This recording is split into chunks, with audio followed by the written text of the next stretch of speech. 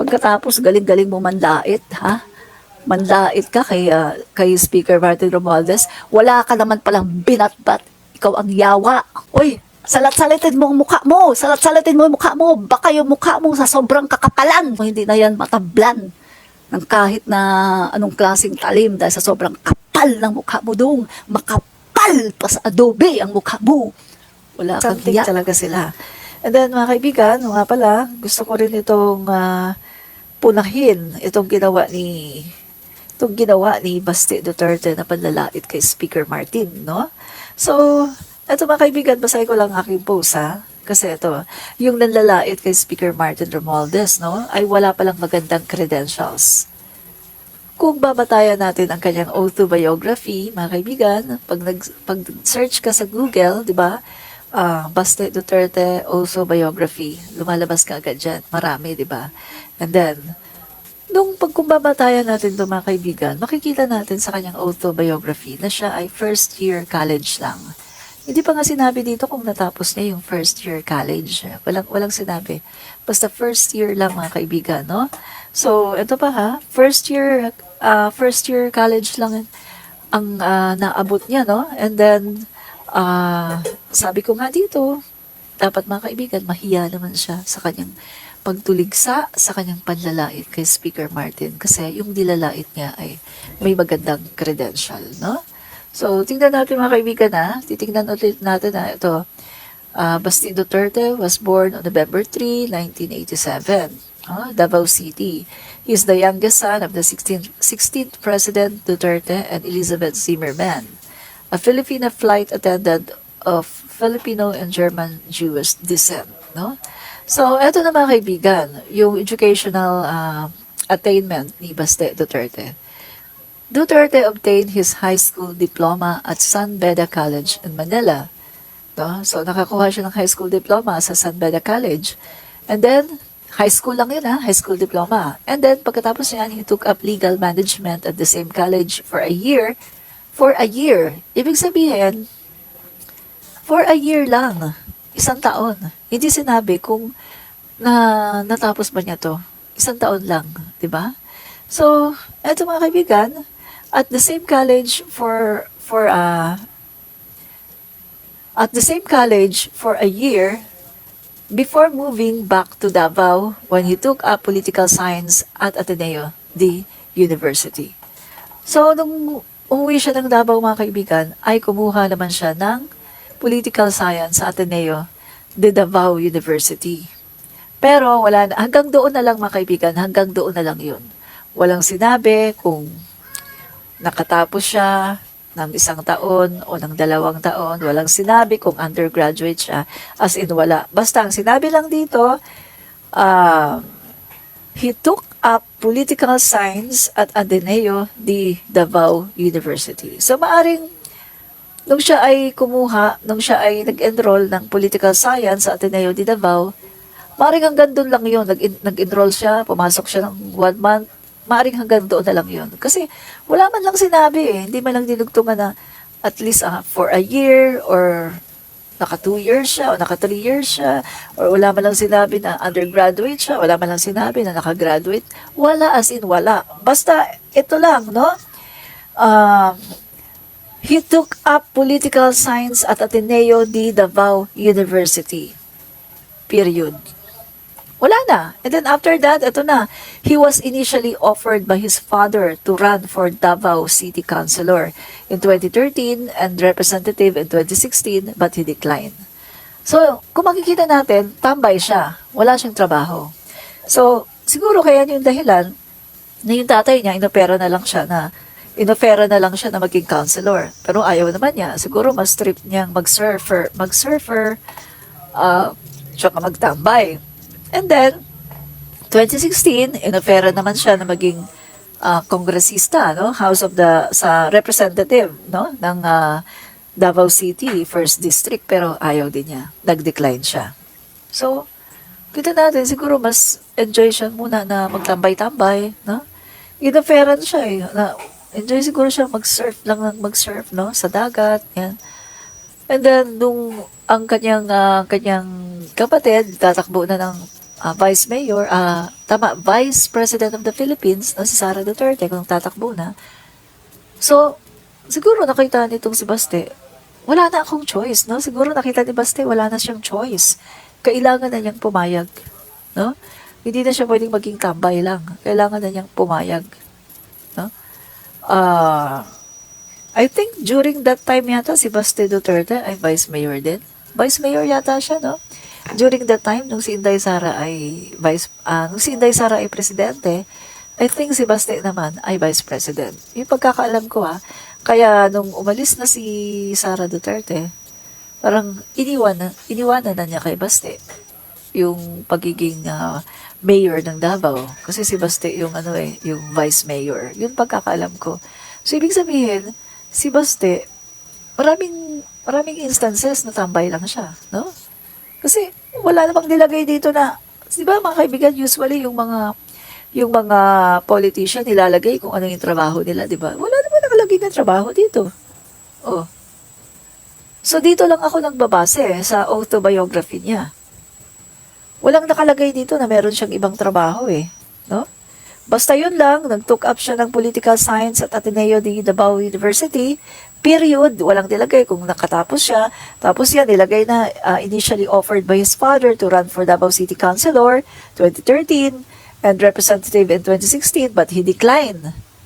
Hanggang doon lang yun. Wala nang nakalagay kung ano yung wala man lang nilagay kung meron siyang ibang trabaho. Oh. Unlike dito kay Speaker Martin, mga kaibigan, Speaker Martin Romualdez, ganda Speaker Martin, mga kaibigan, nag-aral siya sa Cornell University in United States from 1981 to 1985. Take note United States Cornell University. And then nag-graduate siya, graduating with a Bachelor of Arts in Government. No? And then pagkatapos ng mga kaibigan, in 1988, he earned a Certificate of Special Studies in Administration and Management from Harvard Universities. So mga kaibigan, parang meron siyang special studies to no? So ibig sabihin, parang parang ang counterparts nito sa atin sa Pilipinas, mga masteral, di ba?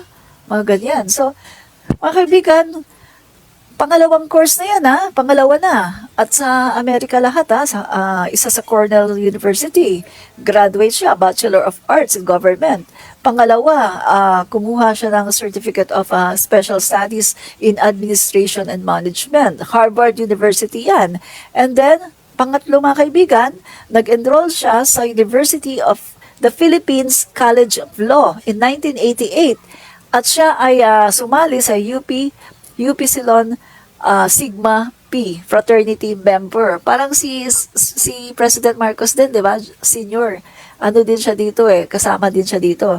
And then mga kaibigan, pagkatapos niyan, siya ay natapos niya ang kanyang Bachelor of Laws degree in 1992.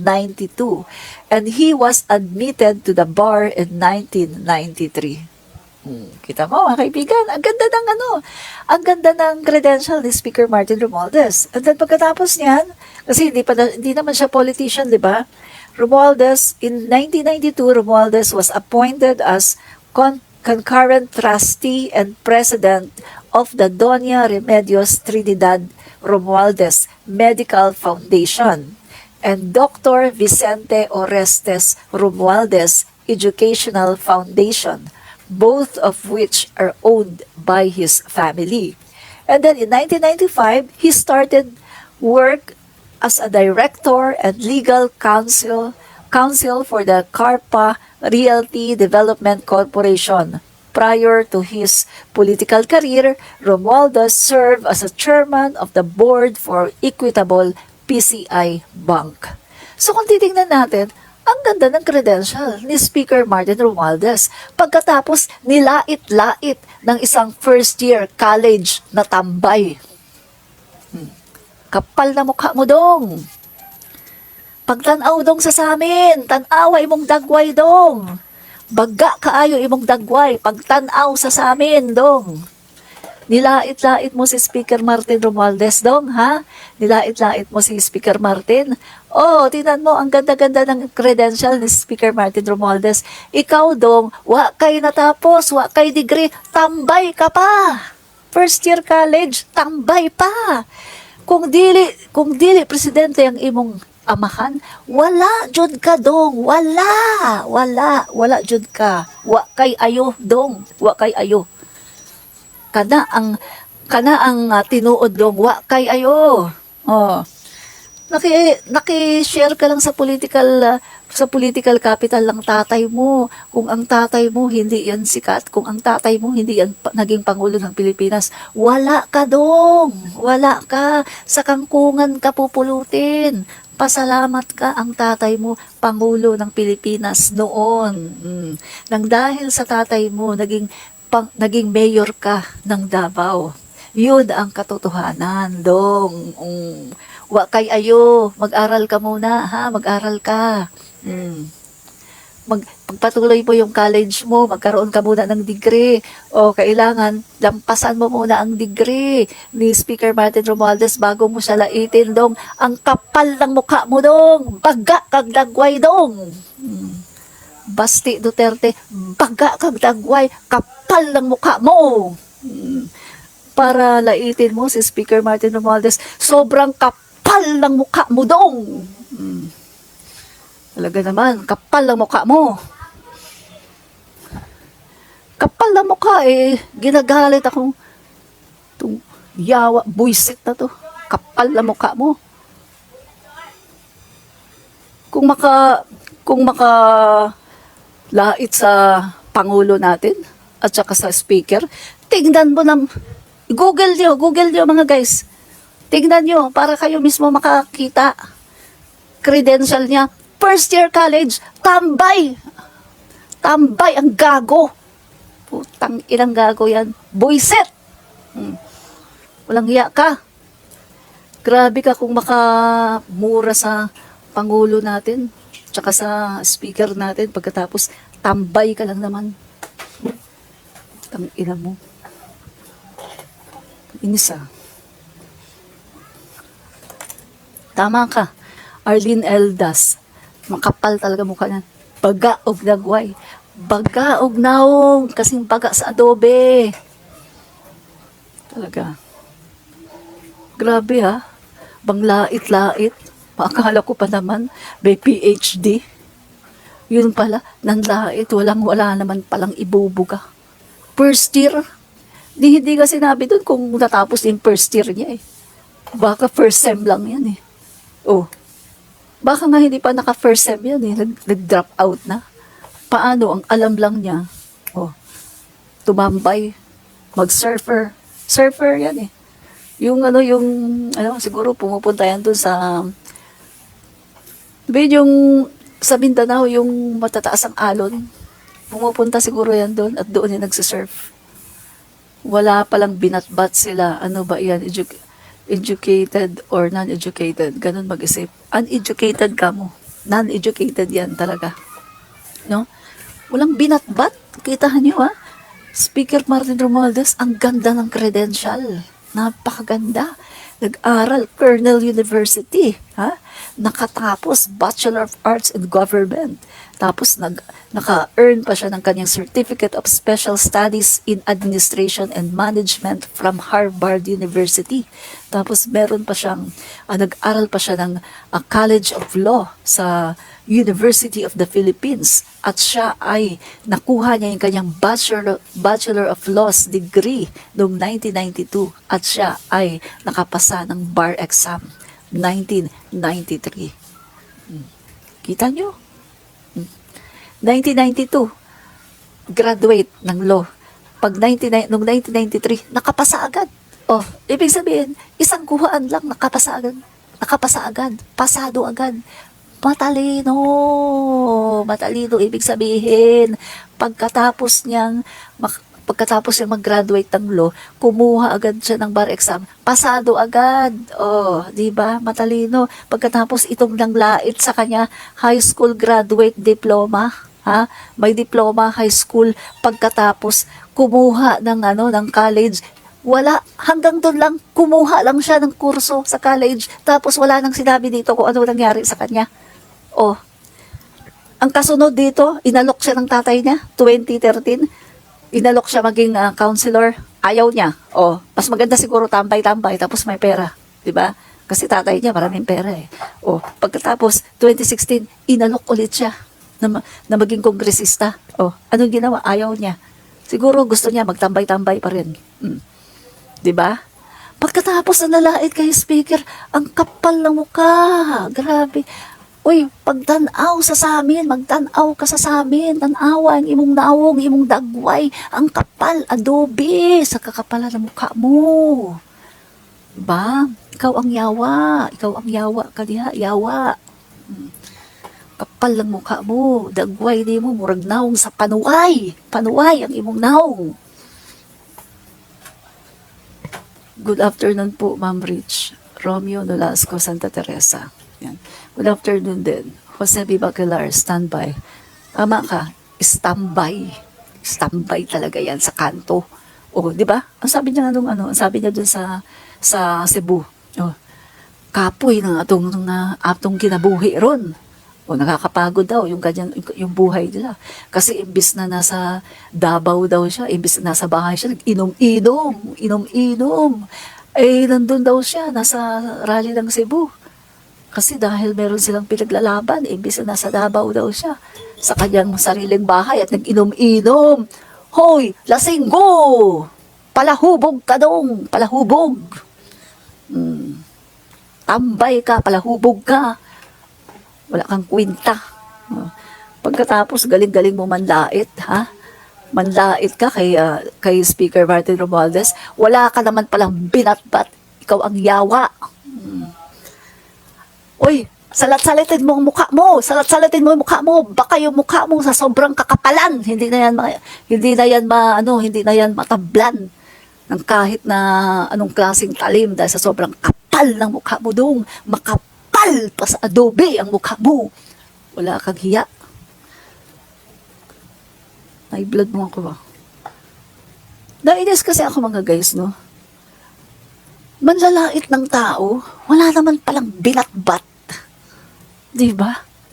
Kapag wala kang binatbat, huwag kang manlait ng tao kasi kapag tinignan ngayon, kapag chinek ngayon at kinumpara ang inyong mga credential, kitang-kita eh.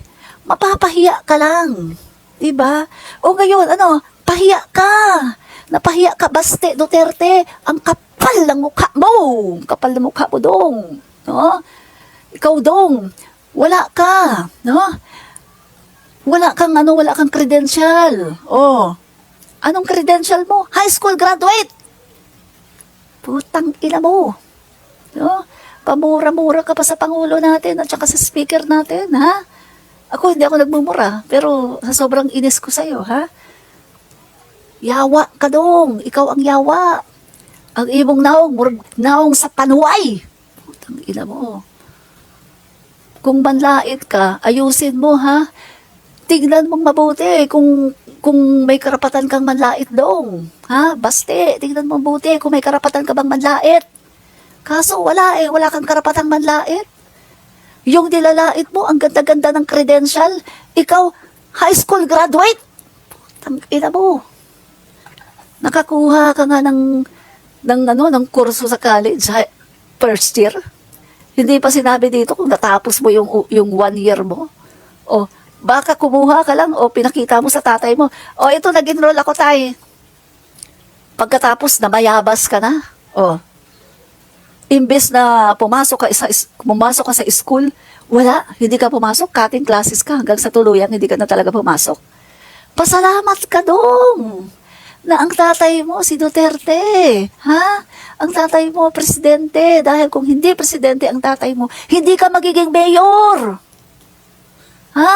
Sabihin ko sa'yo, hindi ka magiging mayor dong.